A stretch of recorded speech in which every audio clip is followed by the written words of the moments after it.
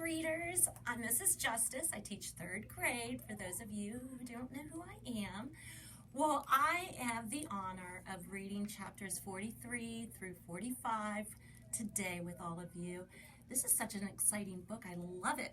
Let's find out what happens next. Chapter 43, Something Was Wrong.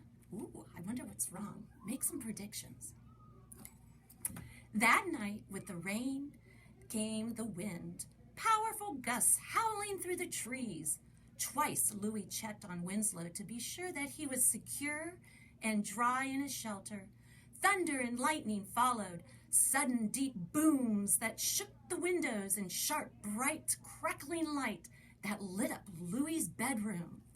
Louis crawled into Gus's bed and hid under the covers until the storm ceased and all was silent. He hadn't slept long before he was awakened by the sound of Winslow braying.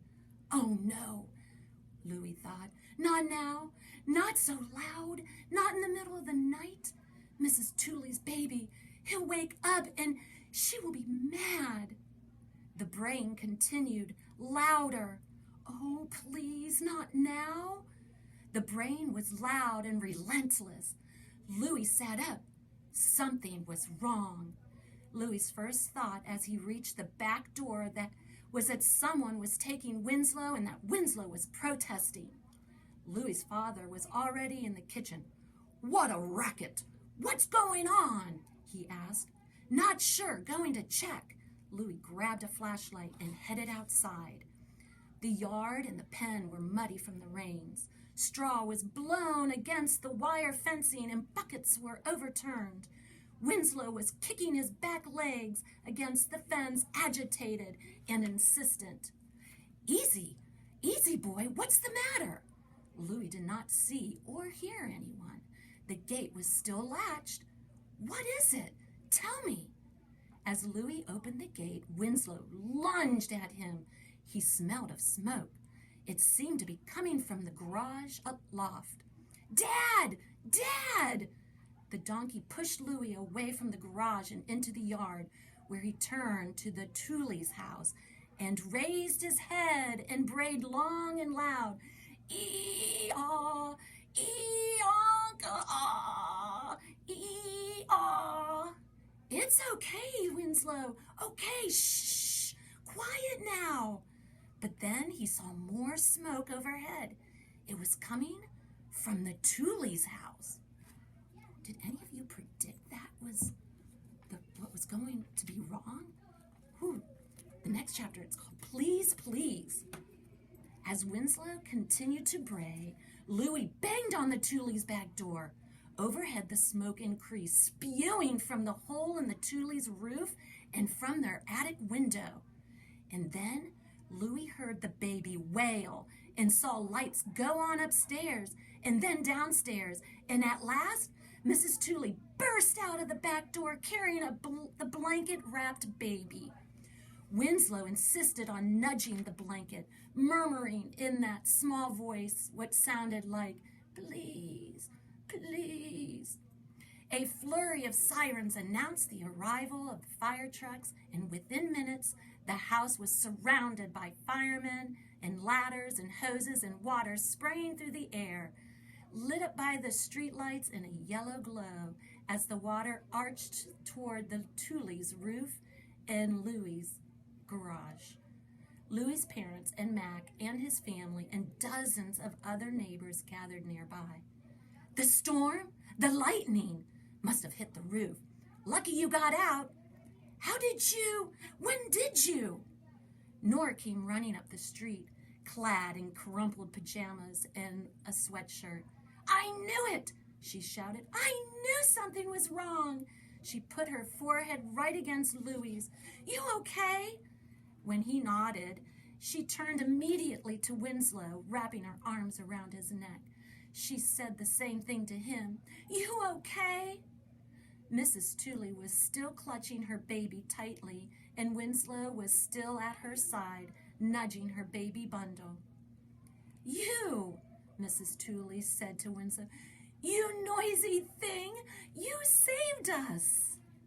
He sure did. Chapter 45. Boom Boom. After the fireman and Nora left, Mrs. Tooley and Louie's parents sat at the kitchen table in Louie's house. Mrs. Tooley was weeping and dazed. "Louie, do you mind checking on Boom Boom?" "Boom Boom?" "The baby, Boom Boom." That's his name?" "His nickname." Louie's mother said, "He's in your room. Mrs. Tooley can sleep there too. You can sleep downstairs tonight, okay?" Louie tiptoed into his room, wary of waking the baby, who was asleep in a portable crib that had been placed between Louie's bed and Gus's. Boom Boom had chubby cheeks and long eyelashes, and on his head a tangled, curly blob of black hair that looked like a burnt cauliflower had exploded there. One tiny hand clutched the corner of the yellow blanket to his chin, and the thumb of the other hand was snug in his mouth. "You are the cause of all that loud crying?" Louie thought. Louie lightly placed his hand on the baby to make sure he was breathing. He could feel the baby's warmth and the gentle rise and fall of his chest. Louie wondered if there was a Mr. Tooley somewhere, and if there was, it must be hard to be away from his son, and it must be hard for Mrs. Tooley to be on her own.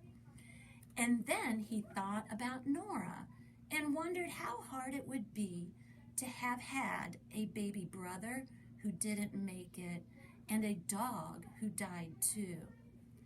And he thought about Winslow, who never knew his mother, and how odd it would be to be raised by strangers who didn't speak your language. Boom Boom awoke, caught sight of Louie, and launched into a full-blown howl. Immediately from outside came Winslow's loud bray. Louie lifted the wailing Boom Boom and carried him downstairs to Mrs. Tooley. "Listen," he said. "The baby cried first, and then Winslow started braying. Get it?"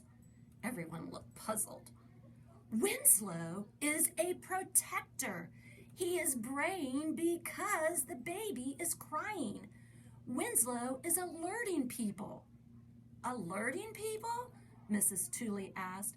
"He's saying the baby needs help. Protect the baby." Wow, those were exciting chapters. I look forward to find out what happens next. Thank you for staying tuned. Have a great day.